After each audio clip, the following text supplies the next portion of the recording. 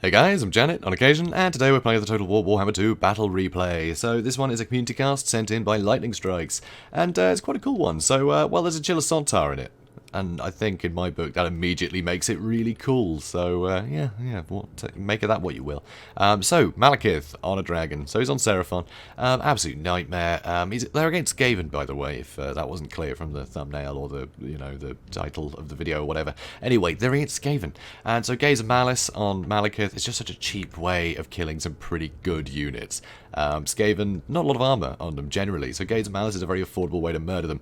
But also, in case they go really heavy, I mean, it does have Soul Stealer, that's going to be able to kill the single model stuff really well. Chillwind can cut through a load of units and slow them down, so great utility out of that. Obviously, the breath attacks can do a ton of work, so some very, very decent units. Things like Storm Vermin you can just melt through. And of course, just his attack stats are just fantastic. It's huge weapon strength. Malekith's an absolute monster.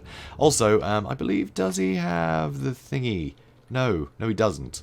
No, he doesn't. Okay, I thought maybe he had the Destroyer for limiting ability recharge. But no, he doesn't. He doesn't have that. Which I quite like, actually, against Skaven. Because, Skrulk is an ever-present danger. So being able to stop him using Liber Bubonicus or the Rod of Corruption just by hanging out near him is pretty great.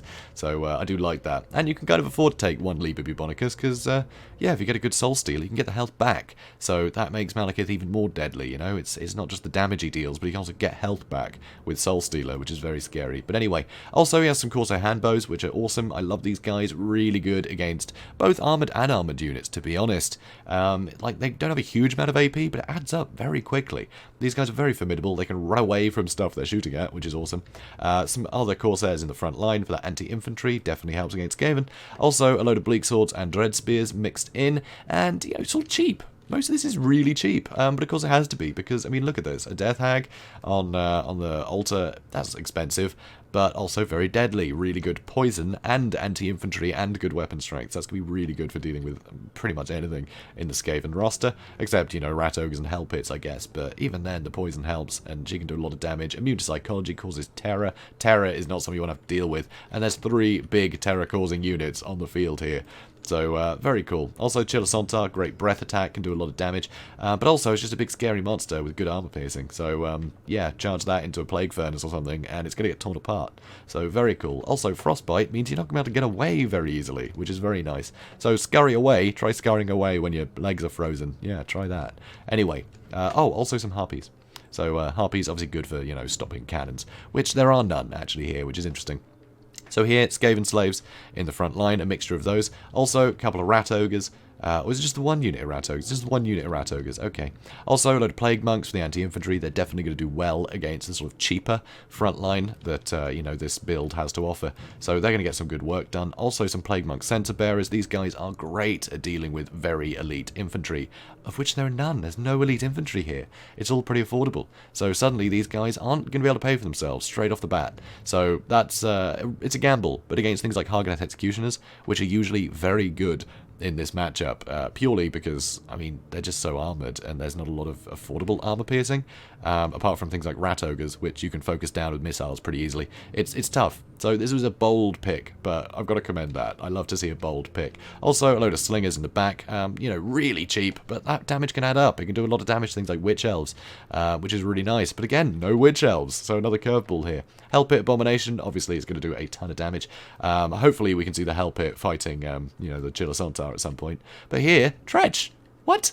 Another huge curveball. So, yeah, these guys are rewriting the rulebooks. This is interesting. So, Tretch, obviously really good melee defense. That's kind of his thing. He does have anti-large as well, which definitely helps. So, he can get some good work done, but it's very difficult to get him where he needs to be.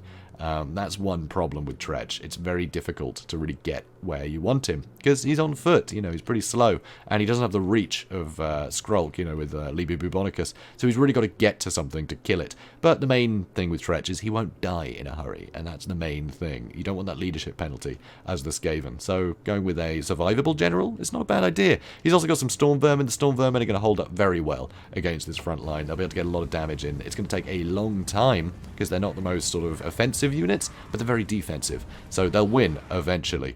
So it's interesting. Also, there is a Plague Priest on a Plague Furnace. So, you know, this is obviously Mortis Engine effect is going to really help against any of the infantry. And, yeah, a lot of good spells there. Can summon more rats, which is always a problem. So anyway, Gaze of Malice hit the Plague Monk Sense Bearers there, which is nice. So we're going to speed things up. So, Rat Ogres are running off to this flank to try and deal with the Death Hag, which is not a bad call at all. Oh, there are some Dark Riders too. I don't know how he afforded all this, honestly. This army just seems so expensive. It's got so many big things, but he still managed to go super wide, which is pretty impressive. So Malekith here is trying to hunt down Tretch, because Tretch slipped through the gap there. I don't think that was intentional. So Chilla Sontar's breath attack, I think it was aimed at the Plague Priest, does some damage, but nothing major. So Tretch is totally outgunned here. This was a mistake. So now the Hell Pit has no chance, you know, has no, well, it has to run in, doesn't it? It has to get in here and start doing damage to these big monsters.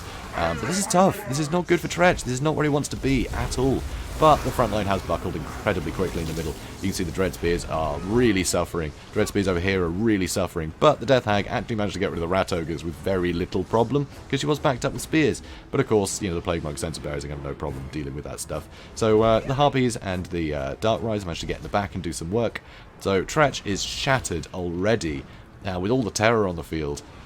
This doesn't look good for Skaven right now. Already, that was a horrible misstep, sending Tretch in like that. Most survivable general died in record time. So that's, yeah, there he goes, just flattened by Seraphon. So here, Gaze of Malice, beautiful. Gaze of Malice here does a ton of damage to, yes, some slaves, but also a load of Plague Monk Sensor Bearers. That's good. So now, you can see there have been enough casualties. So, what's it called? Murderous Prowess, that's the one. Has procced. And the Hell Pit is doing its best to try and support the Plague Priest here, but the Plague Priest fighting Seraphon and the Chilla Sontar, they're both focused on the Plague Priest, knowing he's a big threat, you want to kill the Spellcaster, and the Hell Pit Abomination can wait. He can't kill these guys quick enough. So now, the Plague Priest has been terrified away. Plague Monks were trying to chase, but the Hambos are just running away and shooting into them. And Plague Monks are expensive, and don't have any armor, or missile resist, they're going to get hurt very quickly. So things look a bit iffy. Here though, the Death Hag, she's come back, and she's able to just deal with this stuff now. Because, well, there's no other threat, right? The Rat Ogres couldn't deal with her, and the Hell Pit is busy. So, that's bad. That is really bad for the Skaven, once again. This is a pretty textbook Dark Elf play, but with some really interesting picks. I really like it. It's great to see. You know, the Chilla Sontar is really cool. Having a Death Hag, I think, is really cool. Really wide, cheap front line. But who cares? It just delays stuff enough that these stupidly heavy-hitting units can get a lot of work done. And this has been really cool to see. I wasn't expecting this build at all, but it's very capable. So here you can see the Dark Riders coming in, just chasing down what slaves they can find, make sure nothing come back into the fray. Here's some Bleak Swords. They're going to be fighting Stern Vermin for a long... Stern Vermin? Storm Vermin, there we go. Storm Vermin, there we go. Plague Monk Sensor Bearers, they're coming in. Not sure where they're going. Are they going to the Black Ark Corsairs? Because again, that's a mistake. They don't have the missile resist. They're just going to get killed. They need to get in here and try and keep the Hell Pit going. You know, I mean, the Chilla Sontar doesn't have a lot of armor, a lot of armor, so the armor piercing doesn't really help. But the melee attack does have leadership penalties, so being able to try and get the Chilla Sontar, you know, do some damage and lower its leadership, try and let the Hell Pit do some work. But here, a Soul Stealer hits both these units, and unlike a lot of spells, as soon as you get out of the radius of effect, you know, it doesn't then disappear. You still have to live with that, which is why that spell is so deadly if you get caught by it. You can't just run away to evade it, you know, like you can with a lot. So Seraphon here, picking away at the, remaining threats here.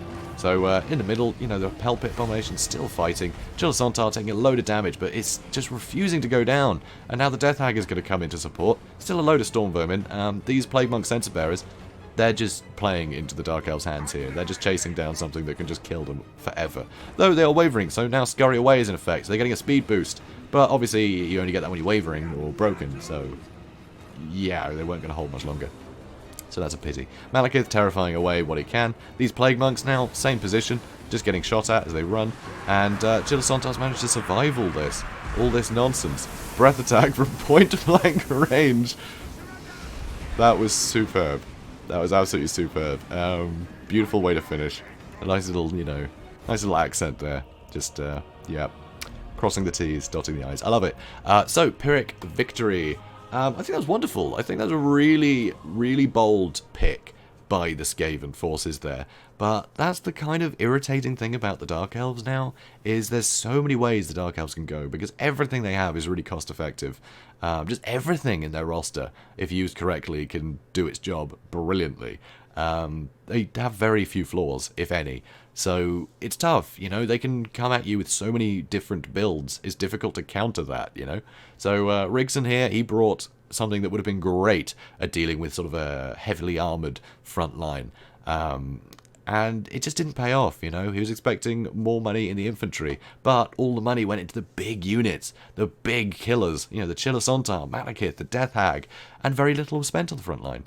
So suddenly none of these guys could trade cost effectively, and this is a huge investment in the front line that would have done a great job against a different Dark Elf army. And that's where I think the Dark Elves are kind of flawed at the moment. Everything is too good. They haven't factored in the cost for, you know, the fact that no one knows what you're going to bring, you know? So it's tough. I mean, the fact that you've got two elite units of infantry, you've got the Sisters of Slaughter and the Hargath Executioners, which both perform brilliantly here, but both require completely different units to counter them. I think everything in the Dark Elf army needs to be more expensive, honestly. Just the surprise factor makes everything more valuable, because every single time you're up against the Dark Elves, you have to roll a dice, and that's exactly what Rigson did here. Well, he rolled the dice and got Tretch murdered very quickly. That was sad. Oh, that's definitely a mistake. But that happens sometimes. You know, you charge your front line in, and for some reason your Lord just happens to be in a gap and will just keep running forward. It's very irritating when that happens. I've had that happen with Skrulk a few times. Bloody Skrulk. Doesn't happen so much with things like the Dark Elves. You know, you can always keep track of where Malekith is because he's on a big dragon. So it's easy to spot that. But not so easy when it's just, you know, thousands of infantry units all blobbed together. But anyway, I digress. But yeah, really just textbook Dark Elf play. And it's just such a pity that Rigson was trying to counter something completely different. But still, I like this build. It's situational, definitely. But I think this could work really well against the build I'm sure he was trying to counter. But that's just the problem with Dark Elves, I think. Anyway, enough rambling. Still, well played by LightningStrikes. I really like this build. I think it was really cool. Just defied expectation. You know, all the big things were the expensive ones. You just don't really expect that all the time. You expect a lot of it to be wrapped up in, you know, cavalry or whatever. But no, it's all just big monsters, which I think is interesting. So guys, if you enjoyed this, please do comment, like, and subscribe, and I will see you in the next one. Have a good day, guys.